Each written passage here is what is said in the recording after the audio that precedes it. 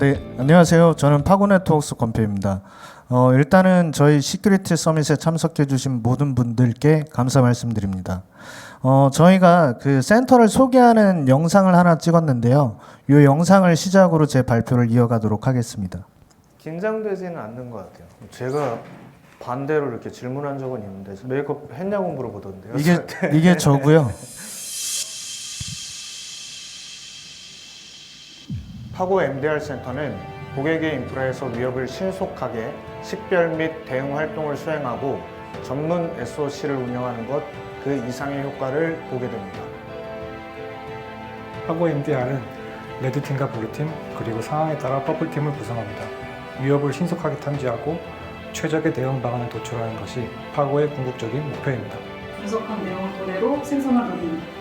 네, 좋아요. 그래서 실질적인 보안을 강화하기 위해서는 공격자의 관점을 이해하는 게 굉장히 중요해요. 파고 레드팀은 공격자가 실제 사용할 수 있는 최신 전술과 기술을 시뮬레이션하여 이를 탐지할 수 있도록 능력을 강화합니다. 실제 해당 명령어가 공격의 어느 단계에서 사용될지 전체적인 그림을 봐보시면 좋을 것 같아요. 파고 블루팀은 고객사의 사고 대응 역할을 수행하면서 사고의 원인을 분석하고 추가 위협 예방을 위한 활동을 제공합니다. 파고 퍼플팀은 특정 상황에서 구성되며 위협의 탐지 및 방어 과정을 종합적으로 제공하여 정교한 사이버 위협에 효과적으로 대응할 전략을 도출합니다. 이번 보안 사고 과정에서 중요한 점은 인시던트 핸들러와 스테이크홀더인데 잘 지원해 주시기를 바랍니다. 파고는 고도화된 지능형 사이버 공격에 정확하고 신속한 대응 체계를 제공하는 위협 탐지 및 대응 서비스 전문 기업입니다.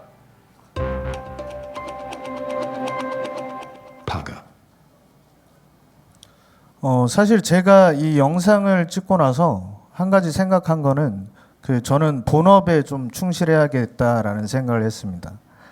일단 저는 MDR 센터의 센터장을 맡고 있고 제 역할은 어떻게 하면 고객을 좀 더 안전하게 보호할 수 있는가에 집중을 하고 있습니다.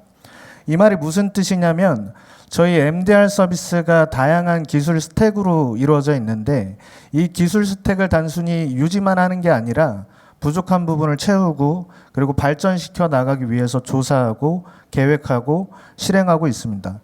그런데 저희가 만약에 이 기술 스택을 추가하게 되면 고객사에는 당연히 자동으로 적용이 되기 때문에 좀 더 안전한 환경을 보호받을 수 있다라고 말씀을 드릴 수 있을 것 같습니다. 제가 오늘 여러분들께 말씀드릴 내용은 스레트 헌팅부터 프리엠티브 리스폰스, 선제적 대응까지 말씀을 드릴 건데요. 일단 저희가 스레트 헌팅이라고 하면 위협이 발견되지 않은 상황에서 잠재적인 위협을 찾아내는 과정을 의미를 합니다. 근데 이 잠재적인 위협이라는 것도 단순히 파일 기반의 악성 코드를 탐지하는 게 아니라 이상 행위를 탐지하는 걸 의미를 하는데요. 저희가 이 이상 행위를 탐지하게 되면 공격자가 실제로 침투한 상황이라고 가정할 수 있습니다. 그럼 저희가 이 상황에서 어떻게 하면 이 위협을 더 빨리 억제시키고 그리고 실시간으로 라이브 포렌식을 해서 근본적인 위협을 찾아낼 수 있는가가 컨테인먼트 그리고 라이브 포렌식이라고 얘기를 합니다. 그리고 세 번째는 스렛 인베스티게이션인데 저희가 일반적으로 보호되는 자산 같은 경우는 위협을 잘 탐지하고 차단할 수가 있습니다. 그런데 보호되지 않는 구간에 대한 위협은 어떻게 추적하고 어떻게 조사를 할 거냐에 대한 내용이고요. 마지막으로는 프리엠티브 리스폰스 같은 경우는 사실은 이 1번과 2번 사이에 배치가 되어야 되지만 제가 좀 강조하고 싶은 내용이기 때문에 세션의 마지막에 말씀을 드리도록 하겠습니다. 그래서 이런 세션을 통해서 여기 계신 분들이 생각을 해보셨으면 하는 내용은 어떤 내용이냐면 저희 파고가 지난 17년도부터 계속해서 매니지드 디텍션 앤 리스폰스 서비스를 해오고 있다라고 말씀드리고 있는데 그러면 이 파고의 MDR은 어떤 건지 그리고 두 번째는 전 세계 모든 보안 벤더에서 능동적인 대응을 해야 된다라고 얘기를 하는데 이 능동적인 대응은 어떻게 하는 건지 그리고 마지막으로 왜 프리엠티브 리스폰스, 선제적 대응이 중요한가에 대해서 말씀을 드려보도록 하겠습니다. 일단 이 라이브 스레트 헌팅 데모 같은 경우는 일반적인 사이버 시큐리티 킬체인과 유사합니다. 공격 표면이 노출된 자산에 대한 이니셜 액세스를 하고, 그리고 더 많은 정보를 탐색하기 위해서 디스커버리를 하고, 그리고 권한 상승을 목적으로 해가지고 프리빌리지 에스컬레이션을 합니다. 파고가 생각하는 최후의 방어선은 사실 프리빌리지 에스컬레이션 단계가 오기 전에 위협을 중단시켜야 된다라고 생각을 하고 있습니다. 이유는 일반적인 상황을 보시면은 백도어를 배포해가지고 연결 지속성을 확보하기 위한 펄시스턴스 단계, 그리고 더 주요한 시스템을 찾기 위한 레터럴 무브먼트 단계, 그리고 시스템을 파괴하고 데이터를 탈취하기 위한 익스필트레이션 앤 임팩트 단계까지 오게 되면 굉장히 임팩트 있는 상황이 이루어질 수 있다라고 생각하기 때문에 제가 오늘 이런 내용들을 토대로 스레트 헌팅 먼저 말씀을 드려보면, 방법론적인 측면에서 스레트 헌팅은 가설 기반 또는 TTP, 택틱 테크닉 프로시저, 그리고 저희가 보안 위협 트렌드를 조사하다가 나온 IOC를 기반으로 하는 스레트 헌팅이 있을 수 있습니다. 그러면 이 스레트 헌팅을 언제 적용을 해야 되느냐? 사실 파고는 매일같이 위협 분석가가 보안 위협 트렌드를 조사하고 스레트 헌팅을 하고 있습니다. 그런데 제가 상황적인 측면에서 한번 말씀을 드려보고 싶습니다. 센티널1에 인디케이터라고 하는 기능이 있는데 지표죠. 이 지표는 마이터 어택 프레임워크와 매핑되어 있고, 좀 더 알기 쉽게 얘기를 드리자면 EDR 데이터를 수집했을 때 이상행위가 있는 것 같다라고 하면 이 인디케이터를 매핑시킵니다. 그래서 저희가 모니터링을 하다가 이 인디케이터가 피크가 치는 걸 발견하게 되면 당연히 추가 조사가 필요하게 될 건데요. 여러 가지 지표를 조사하다 보면 저희가 엔드포인트 네임을 특정 지을 수가 있습니다.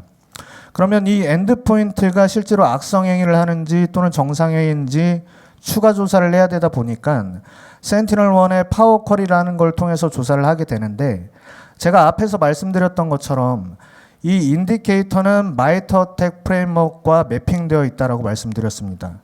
그렇다라는 거는 실제로 공격자가 공격을 실행했을 수도 있다라고 받아들일 수 있거든요. 근데 저희가 단순히 이 인디케이터가 피크가 쳤다고 또는 인디케이터가 발생했다고 이걸 공격으로 간주할 수 있느냐? 그렇지는 않습니다. 저희가 왜냐하면 고객사의 인프라에 대한 정확한 이해도가 있다면 빠르게 위협을 식별할 수 있겠지만 사실 그런 부분은 쉽지가 않은 것 같고요. 그래서 이 인디케이터들을 조사하다 보면 실제로 파워셀이 난독화된 코드를 실행한 걸 확인할 수가 있고, 그러면 이 난독화된 코드가 어떤 명령을 포함을 하고 있느냐 조사를 해보니까, 디코딩을 해보니까 원격지에 저희가 알지 못하는 네트워크와 연결하는 걸 확인할 수가 있습니다. 사실은 이 명령만으로도 어느 정도는 위협이라고 판단할 수 있습니다. 그런데 좀 더 명확하게 하기 위해서 저희가 추가적인 인디케이터를 조사하다 보면 리플렉티브 코드 로딩이라고 하는 탐지 우회를 목적으로 하는 인메모리 코드가 실행된 걸 확인하게 되고, 그리고 권한 상색을 목적으로 하는 임펄스네이션 파이프라인이 생성된 걸 확인할 수가 있습니다.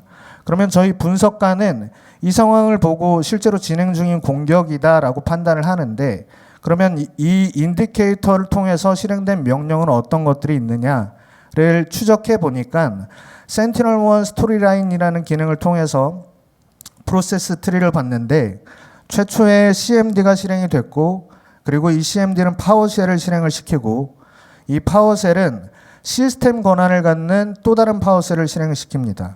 그리고 저희가 위협을 조사하는 과정에서 흔히 볼 수 있는 whoamI 명령이라든지 또는 어드민 권한을 갖는 계정을 생성하기 위한 net user 명령 같은 악성 행위를 수행하는 걸 볼 수가 있습니다.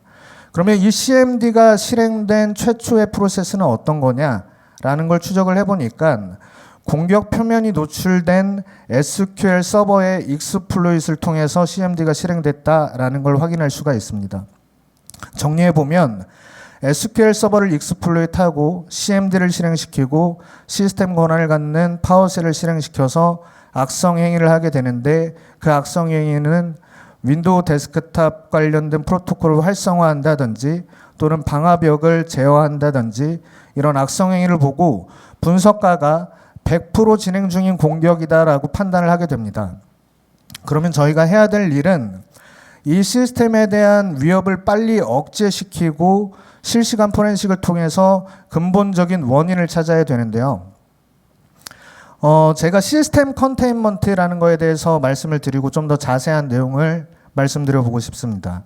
센티널1에서 게재한 글을 보면 인스턴트 리스폰스라는 토픽에 위협을 얼마나 빨리 격리시킬 수 있는가가 시스템이 입는 데미지를 최소화할 수 있다라고 얘기를 하고 있습니다. 파고도 이렇게 변화하는 과정 속에서 다양한 경험을 하고 있는데 제가 실제 사례를 들어서 말씀을 드려보면 저희랑 협의를 마친 고객사가 선제적 대응을 동의하게 됐는데 주요 시스템에 악성 행위가 주말에 실행되는 걸 확인을 합니다. 그런데 공격자도 보통 한국의 근로시간이나 근로요일을 알고 있다 보니까 주말에 공격을 실행하는 이유가 이런 모니터링을 회피하기 위한 목적이거든요. 그러다 보니까 저희가 고객사 담당자분한테 빠르게 피드백을 받을 수 있느냐? 사실 이것도 쉽지는 않습니다. 그래서 분석가가 주체성을 갖고 선제적 대응을 하게 되는데 이게 시스템 컨테인먼트라고 보시면 됩니다. 시스템을 네트워크로부터 격리를 시키고 추가 조사를 하다 보니까 B2B 목적으로 발급된 계정에서 실제로 로그인을 시도했고 해당 랩탑을 확인해 보니까 공격 징후가 있었던 걸 확인할 수가 있었습니다. 만약에 저희가 고객의 피드백을 받기 위해서 기다리고 있었고 위협을 추적하고만 있었다라고 하면은 굉장히 위험한 상황으로 이어질 수 있었는데 피해 상황이 발생하지 않고 종료된 케이스라고 말씀을 드릴 수 있을 것 같습니다. 그러면 파고가 채택하고 있는 라이브 포렌식은 어떤 형태인가를 말씀드려보고 싶습니다. 센티널1에 컨테인먼트라는 기능이 있습니다. 앞에서 말씀드린 것처럼 이 컨테인먼트는 시스템을 네트워크로부터 격리를 시키는데 이 컨테인먼트가 갖는 서브 피처에 네트워크 커런틴이라는 기능이 있습니다. 용어 자체가 조금 모호하긴 하지만 네트워크 연결을 제한적으로 수립할 수 있게끔 정책을 설정하는 기능입니다. 그래서 파고가 보유한 포렌식 서버하고 제한적인 연결을 수립을 하고요. 분석가가 라이브하게 포렌식을 진행을 합니다. 일반적으로 EDR에서 볼 수 없는 이벤트 로그라든지 어플리케이션 로그를 통해서 C2 서버 그리고 어태커 IP를 식별하고 어플리케이션으로 전달된 페이로드를 식별합니다. 제가 다시 한번 말씀을 드려보면 진행 중인 위협을 얼마나 빨리 중단시키고 실시간성으로 위협을 분석할 수 있느냐라는 부분이 중요하다는 걸 강조하고 싶은데 제가 감히 포렌식 패러다임에 대한 변화라는 부분으로 말씀을 드려보고 싶습니다. 일반적인 포렌식은 보안 사고가 발생한 이후에 과거를 회고적으로 분석을 하면서 증거를 수집하고 보존하고 원인을 찾는 과정을 의미를 합니다. 근데 파고가 바라보는 관점에서의 포렌식은 앞에서도 말씀드린 것처럼 진행 중인 위협을 억제시킴과 동시에 포렌식을 진행해야 된다. 그래서 정리해보면 일반적인 포렌식은 사고가 발생한 이후에 수행을 하고 저희가 바라보는 관점에서의 포렌식은 진행 중인 위협을 억제시킴과 동시에 실행된다라고 말씀드릴 수 있을 것 같습니다. 그러면 여기까지 하면 사실 이제 위협도 억제시켰고요. 그리고 근본적인 위협도 제거를 했습니다. 그런데 왜 스레드 인베스티게이션을 추가로 진행을 하느냐에 대해서 말씀을 드려보면 하나의 사례를 말씀드리고 싶은데 일반적으로 보안 솔루션이 설치된 자산은 높은 확률로 위협을 차단하고 탐지를 할 수가 있습니다. 저희가 실사례로 고객사 인시던트 리스폰스를 하는 과정에서 센티널1이 설치된 자산에 대한 포렌식을 했는데 공격자가 에이전트를 삭제하려고 하는 것을 확인을 했고 그리고 모두 다 방어한 걸 확인을 하게 됩니다.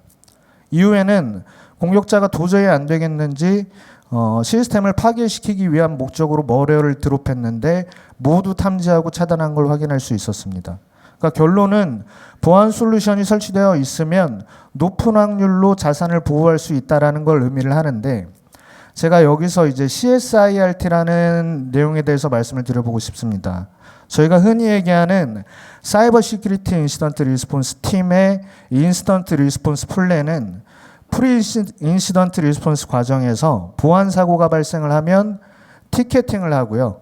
그리고 보안 도구에 의해서 위협을 탐지하면 분석하고 컨테인먼트하고 에라디케이션하고 리커버리하고 최종적으로 리포팅을 하고 상황을 종료를 합니다. 그런데 이걸 파고 관점에서 풀어보면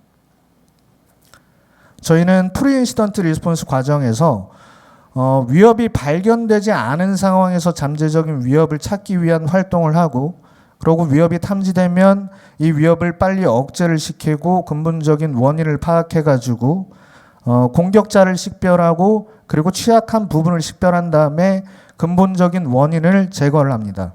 그리고 나서 추가적인 인베스티게이션을 하는데, 이유가 뭐냐? 저희가 흔히 알고 있는 이 섀도우 IT 그리고 unsecured asset이라는 단어는 일반적으로 허가되지 않은 자산을 사용하거나 또는 레거시 OS처럼 윈도우 서버 2003이나 윈도우 XP처럼 보안 솔루션을 설치할 수 없는 구간을 의미를 합니다. 결과적으로는 보호되지 않는 자산 그리고 보호할 수 없는 자산이라는 걸 의미를 하는데, 이런 상황에서는 네트워크 트래픽을 추적하면서 분석을 해야 됩니다. 그때 저희가 스텔라 사이버와 같은 플랫폼을 사용하고 있고요. 사실 제가 시나리오 브리핑 때 프리빌리지 에스컬레이션 단계 이전에 위협이 중단되어야만 크리티컬한 상황을 막을 수 있다라고 말씀을 드렸는데, 근데 이제 상황에 대한 이해를 돕기 위해서 스텔라 사이버의 케이스라는 기능을 설명을 드리고 싶습니다. 1년의 과정이 확인되게 되고요. 그리고 킬체인 스테이지에서 익스플로레이션, 프로파게이션과 같이 내부 위협을 확인하게 됩니다. 그리고 공격자가 사용한 오브젝트를 보면 호스트, 유저, 레지스트리와 같은 것들을 확인할 수 있고, 타임라인을 보면 내부의 정찰, 그리고 브루트폴스 어택, 포트 스캐닝과 같은 것들이 진행된 걸 확인할 수가 있습니다. 그러니까 결과적으로는 최초 접근을 시도한 자산에서 레터럴 무브먼트를 일으켰다라는 건데, 그 대상이 총 4개라는 걸 확인할 수가 있게 됩니다. 제가 앞에서 말씀드렸던 내용을 다시 한번 복기를 해보면 선제적 대응을 할 수 있는 보호되고 있는 자산은 시스템 컨테인먼트를 통해서 선제적 대응을 할 수 있다라고 말씀을 드렸습니다. 그런데 보호되지 않는 구간에 대해서 저희가 지금 트래픽을 통해서 추적을 시작했는데, 이 자산들에 대해서는 우리가 어떻게 선제적 대응을 할 수 있느냐라는 부분에 대해서 말씀을 드려보면, 스텔라 사이버와 같은 연동이 가능한 플랫폼을 사용해가지고 IDP 솔루션, 이를테면 액티브 디렉토리를 연동해가지고 저희가 위협을 탐지하는 과정에서 확인한 유저를 비활성화합니다. 그리고 레터럴 무브먼트를 일으킨 SQL 서버에서 확인된 4대의 자산에 대해서 트래픽을 방화벽과 같은 솔루션을 연동해서 인아웃바운드를 차단하게 됩니다. 그러면 제가 3가지 케이스를 말씀을 드렸습니다. 첫 번째는 시스템 컨테인먼트, 두 번째는 사용자 비활성화, 세 번째는 방화벽에서 트래픽을 차단하는 이 3가지 케이스를 말씀을 드렸는데, 사실 이것보단 당연히 더 많겠죠. 근데 여기서 이제 한번 생각을 해보면 고객분들은 조금 의문이 들 수 있습니다. 이유는 이게 만약에 중요한 시스템이라고 생각을 해보면 시스템 가용성에 저해가 있을 수밖에 없다라는 생각을 할 수밖에 없거든요. 근데 제가 말씀드린 것처럼 그러면 왜 이 프리엠티브 리스폰스가 중요한가에 대해서 다시 한번 설명을 드려보면, 2024년도에 IBM에서 발행한 레포트 중에 코스트 오버 데이터 브리치 레포트라는 게 있습니다. 이 레포트의 설문에 응답한 기업이 랜섬웨어와 같은 사고가 일어나고 난 다음에 데이터를 복구하기까지의 걸린 시간이 평균적으로 100일 이상 소요됐다라고 대답한 기업이 4분의 3이 넘는다라고 얘기를 합니다.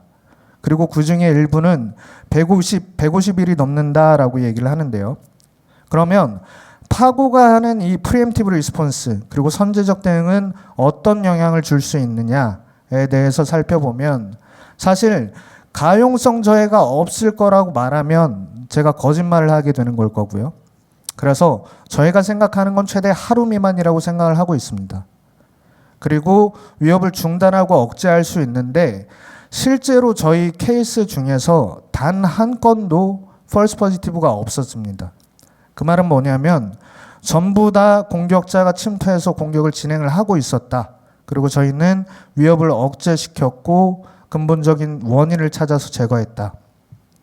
마지막으로 저희가 이 억제시키지 못한 위협이 만약에 사고로 발생하게 되면 데이터는 반드시 탈취될 수밖에 없습니다. 그러면 이 탈취된 데이터를 갖고 2개월 뒤가 됐건 6개월 뒤가 됐건 1년 뒤가 됐건 반드시 2차 공격이 발생할 수밖에 없습니다. 제 세션을 한번 요약해 보면 디텍션 엔지니어나 위협 분석가는 매일같이 스렛 액터 그리고 스렛 트렌드를 지속적으로 조사하고 연구해야 되고 이 연구된 결과를 바탕으로 해가지고 잠재적인 위협을 찾기 위한 능동적 헌팅을 매일같이 실행해야 됩니다. 그리고 이 과정에서 진행 중인 공격이 탐지되면 이 공격을 선제적 대응을 통해서 중단을 시켜야만 사고를 방지할 수 있다라고 요약할 수 있을 것 같습니다. 감사합니다.